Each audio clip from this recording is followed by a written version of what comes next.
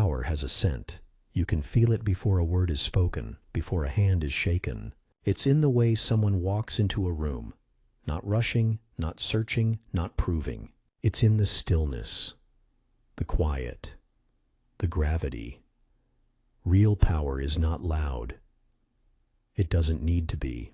It doesn't announce itself with threats or desperate displays.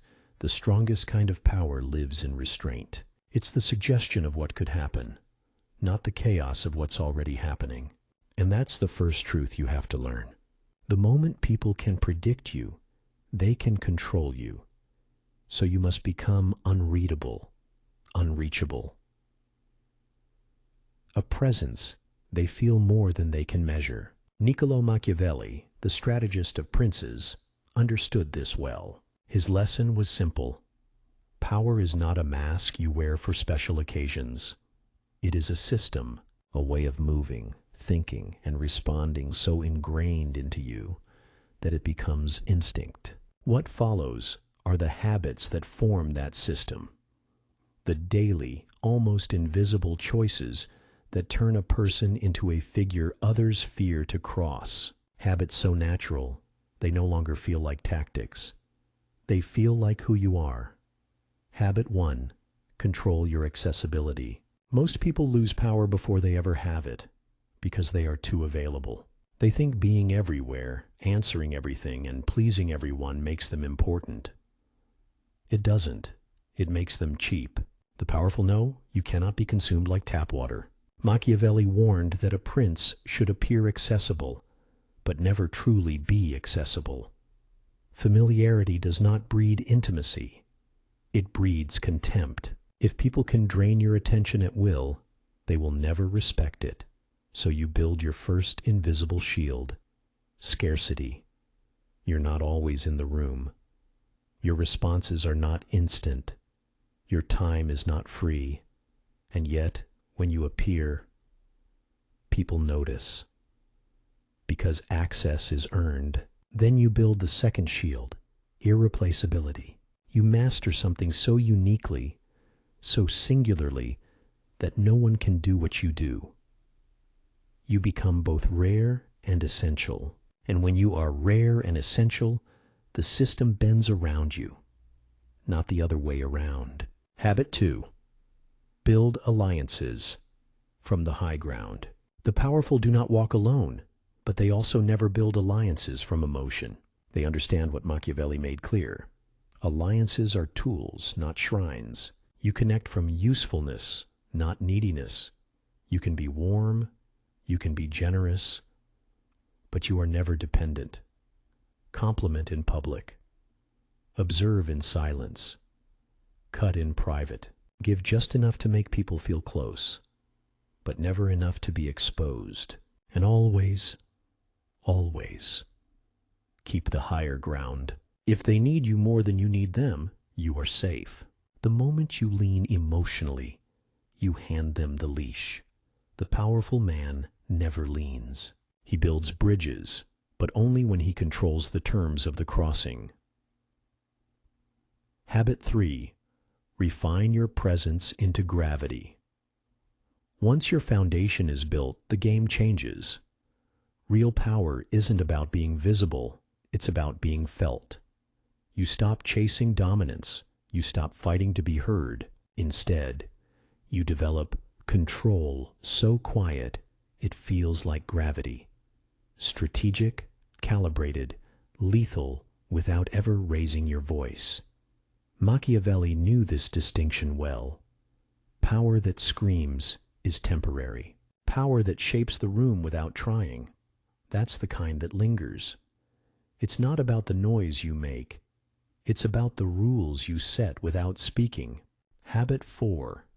Anticipate betrayal before it happens. Most people think betrayal is rare. Machiavelli didn't. He knew betrayal was inevitable. Not because people are born evil, but because they are situationally selfish. A friend today can become a rival tomorrow. A loyal partner can turn when ambition whispers in their ear. So the powerful live by this mental law. Loyalty is temporary. They don't panic. They don't accuse. They observe. They notice the small shifts, a tone that's colder than usual, a message that takes longer to answer, a favor returned with excuses, a new alliance formed without mention. They don't overreact. They prepare. They create options. They reinforce defenses. And when betrayal finally shows its face, they've already moved, they've already withdrawn, or they're in position to strike without mercy. This isn't paranoia, it's strategy, because the man who expects the knife never bleeds when it comes. Habit 5. Respond slow. End completely. The weak react instantly. They speak before thinking. They move before reading the room. They create chaos and lose respect. Machiavelli taught a sharper rule. Men must either be caressed or annihilated, never anything in between. The powerful respond differently. They let the moment breathe. They absorb the insult in silence. They take the surprise without flinching. They go still, and when the time is right, they strike once, clean, cold, irreversible. No debate, no over-explaining, no emotional spill, just an action that closes the loop. This builds a special kind of fear, because no one knows when or how you'll react. They only know that if you do, something ends. A relationship, a career, a comfort, and that tension becomes your armor. Habit 6. Control the frame, even in silence. True dominance doesn't come from speaking louder. It comes from deciding what is being spoken about. Before the debate begins, you've already decided the terms. Machiavelli understood this well. The prince does not overpower. He reframes. You don't need to be the most aggressive voice in the room. You just need to control the topic. Before a meeting begins, you've already set the agenda in subtle ways.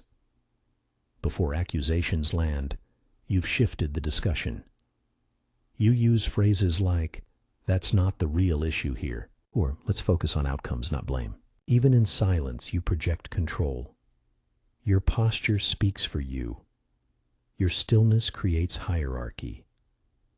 Your eye contact locks people in place. Your presence feels like a dare. Try to move me.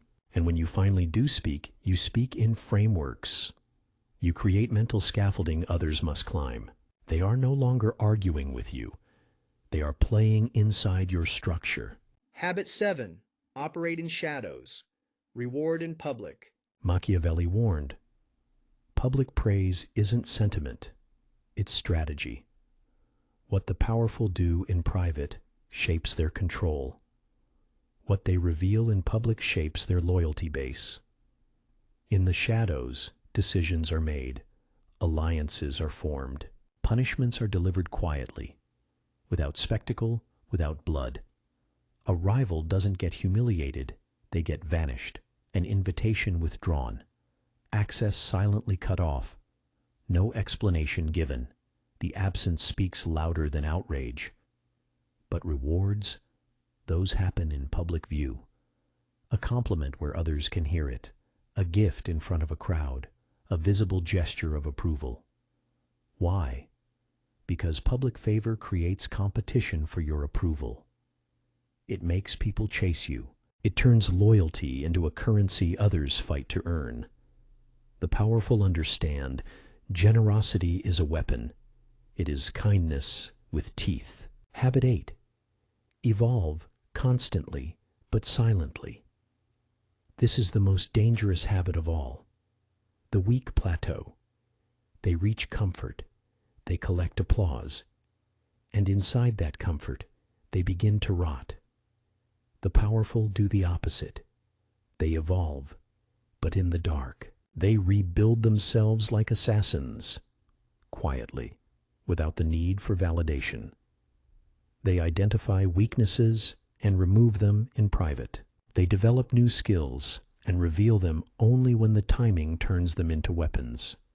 They reshape their mind without seeking applause. So while others think they've figured you out, you return sharper, colder, quieter, unreadable. Because evolution, to the powerful, is not for show, it's for advantage.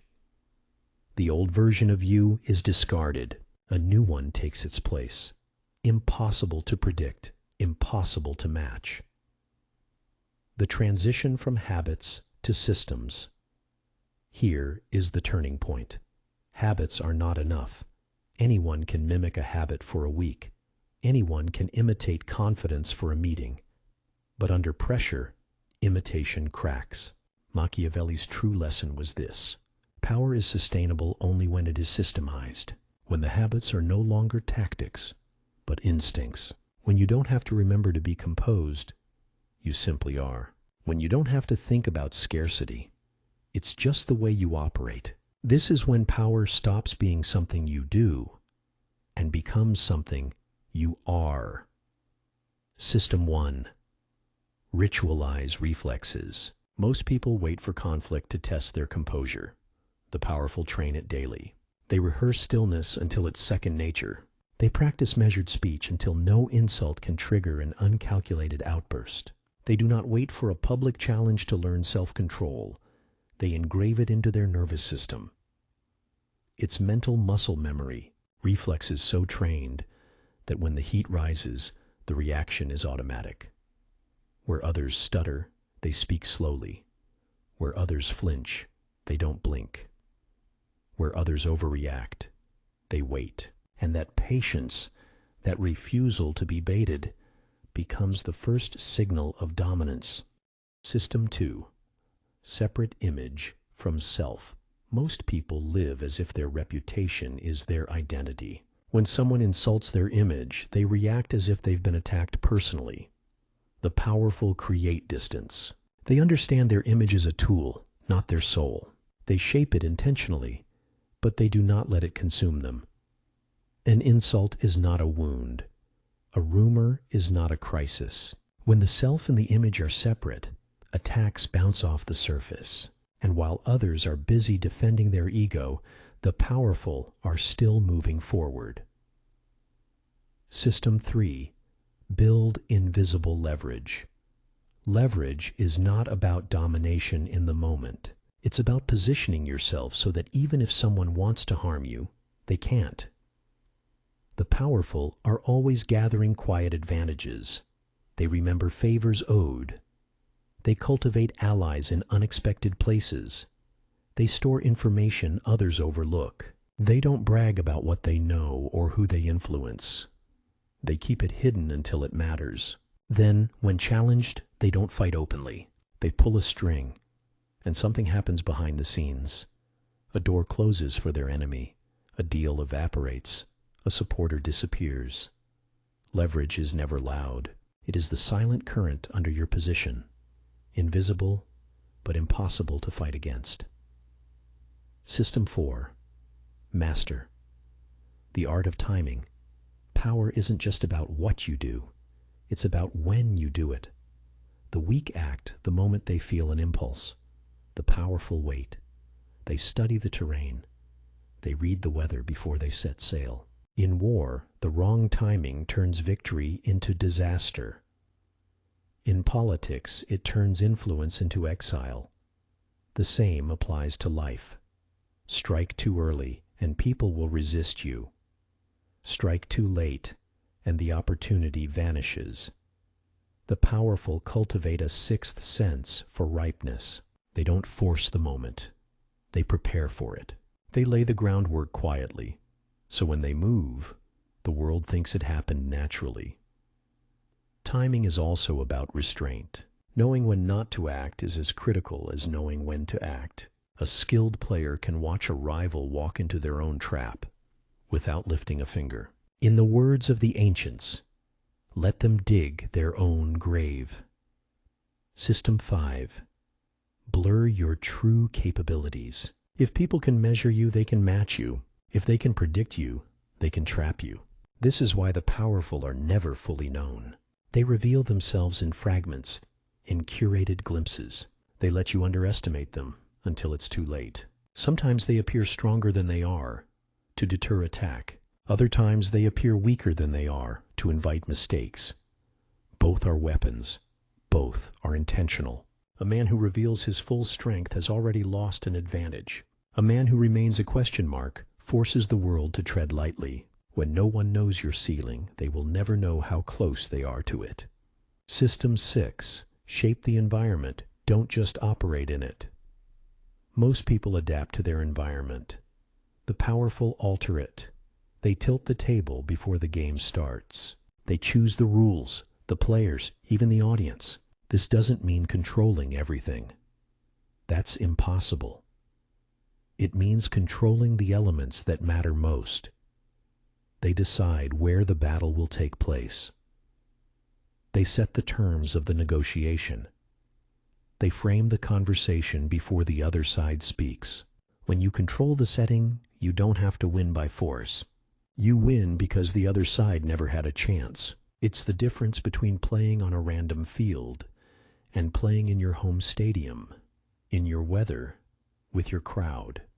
System 7. Control emotional temperature. The most dangerous weapon isn't always a sword or a strategy. It's emotional mastery. The powerful know how to stay calm when others panic.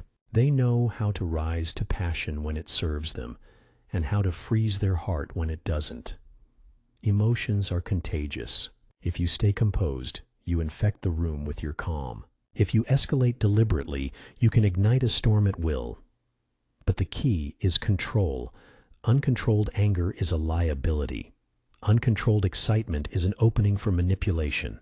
The powerful choose their emotional display like an actor chooses a role, never random, always with purpose. System 8. Weaponize absence. Sometimes the most powerful move is to leave. Absence creates space for myth. It makes people talk about you more than they would if you were present. It makes them wonder what you're doing, who you're meeting, what you're planning. The weak fear being forgotten. The powerful know that being unseen can make you larger. They appear at the right moments, moments that matter. They vanish when their presence would dilute their value. Absence forces others to fill in the blanks, and what they imagine is often more intimidating than the truth. System 9. Keep multiple fronts. The powerful are never trapped in one place, one plan, or one identity. They keep options. They keep side paths. They keep second, third, and fourth doors. If a business deal fails, another one is already in motion. If an ally turns, another is already waiting. If a strategy collapses, they shift to another without losing momentum. This makes them untouchable because no single attack can destroy them. While others fight for survival, they move freely, like a chess player with every piece still on the board. The lesson: never put your existence in the hands of one outcome. System 10. Train in shadows. The public sees the result. They never see the hours. The powerful train when no one's watching. They sharpen their skills in silence. They fortify their mind without posting it. They prepare for storms no one knows are coming. Training in shadows serves two purposes. First, it prevents enemies from knowing your true level. Second, it allows you to surprise the world when you emerge. By the time people notice your new capability, it's already too late to stop you. System 11. Use predictability as a trap. This is the paradox. Predictability can be a weapon. Show the same patterns enough times and people will relax into them. They'll think they have you figured out, and then when the moment matters most, you break the pattern. The shock is doubled, because they weren't just unprepared for the move. They were lulled into expecting the opposite. Predictability builds trust. Breaking it at the perfect time builds dominance. In the end, these systems don't just protect power, they multiply it. They ensure that every move you make lands harder than it should, because it's backed by timing, mystery, preparation, and control. And when these systems are in place, your enemies aren't just fighting you. They're fighting an entire invisible structure that surrounds you, a fortress they can't see, a network they can't trace, a presence they can't predict. That is when power stops being a performance and becomes the air you breathe. System 12. Control the narrative. Power isn't just about what happens. It's about what people believe happened. The weak live in reality as it is. The powerful live in reality as they shape it. They understand that facts can be drowned by interpretation, that the same event can be a victory or a humiliation, depending on how it's told. This is why the powerful guard their image with more care than their possessions. A tarnished image can strip you of allies faster than any enemy could. A strong narrative, on the other hand, can make people fight for you without being asked. The trick isn't to lie. It's to frame the truth in a way that serves you. Highlight what helps. Disguise what hurts. Make your wins seem inevitable. Your setbacks seem deliberate. When you control the narrative, you control how the world reacts to you. And that, in turn, determines how the world treats you. System 13. Turn weakness into weapons. Most people hide their flaws like they're shameful. The powerful study theirs like they're precious minerals. A flaw can be a shield, if you own it before anyone can use it against you. A mistake can be a tool, if you turn it into a story that makes you stronger. An insult can be a gift, if you redirect it to expose your opponent's fear. They know that perfect is boring, and vulnerability, when controlled, is a form of power. The enemy who believes they've found your weakness will relax. They'll commit to an attack you've already prepared for. And when they fall into that trap, the weakness becomes the reason you win. System 14. Play the long game. The powerful think in decades, not days. They don't chase every opportunity. They choose the ones that fit the larger pattern. They're willing to sacrifice short-term wins for long-term dominance. They'll let someone else enjoy the spotlight today, because they know that by tomorrow they'll be standing in the shadows, holding the spotlight's power cord. This requires patience. It requires a willingness to endure boredom, insult, even temporary defeat. But the long game is where power grows in silence. It's where empires are built before anyone sees the first stone. In a world addicted to speed, the one who moves with deliberate slowness will outlast the one who sprints. System 15. Create dependence. Power is strongest when others need you. Not want, not like, need. The powerful make themselves irreplaceable. They become the bridge people can't cross without. The key that unlocks doors, the single source of something vital.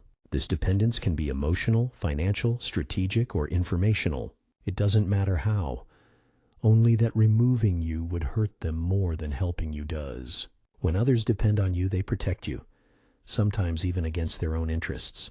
They won't betray you easily, because betrayal would mean harming themselves. Dependence is the invisible leash that no one notices until it's too tight to escape. System 16. Vanish at your peak. The weak cling to their moment until it rots in their hands. The powerful know when to disappear, not in failure but in triumph. When you vanish at your peak, you freeze your image in people's minds. They remember you as untouchable. They remember the best version of you. And when you return, if you return as a legend, not a relic. This is why kings retreat to their palaces, why conquerors fade into exile before re-emerging, why the greatest performances often end before the audience is ready to leave. Leaving too soon creates a hunger that time cannot kill. System 17. Teach without teaching. The most dangerous teacher isn't the one who lectures. It's the one who lets you think you've figured it out yourself. The powerful plant seeds. A comment here, a gesture there, a suggestion disguised as a question. They don't impose their wisdom. They make you believe it was your idea. This does two things. It makes the lesson harder to forget because it feels personal, and it avoids the resentment that comes from being told what to do. When you can shape people's thinking without them realizing it, your influence becomes permanent. System 18. End with silence. The weak fear silence. They rush to fill it with words, apologies, explanations. The powerful know silence is a weapon. Silence makes people uneasy. It forces them to reveal more than they meant to. It makes them question what you're thinking, even when you're thinking nothing at all. A well-timed silence can turn a negotiation in your favor. It can end an argument without you speaking a single word, and sometimes it says more than words ever could. When you weave these systems together, something changes. Power stops being something you chase. It becomes something you are. You don't need to fight for it every day. You don't need to prove it with every move. It surrounds you. It radiates from you. Your presence becomes a force that shapes the room the moment you step into it. People sense it, even if they can't explain why. They adjust themselves in your orbit without you asking them to. And that's the final secret. True power isn't about being seen as powerful. It's about being felt as inevitable. If you want to build this kind of presence, if you want to walk into any room and know the current will always flow your way, then don't just watch and forget. Subscribe to this channel so you don't miss the next system we break down. Hit the notification bell so you're always first to know when a new strategy drops. Like this video to let the algorithm know this knowledge matters, and share it with someone who thinks power is just about being loud because they need to understand the truth. Remember, the most powerful move you can make is the one you prepare for before anyone sees it coming. Stay sharp, stay unseen, and I'll see you in the next one.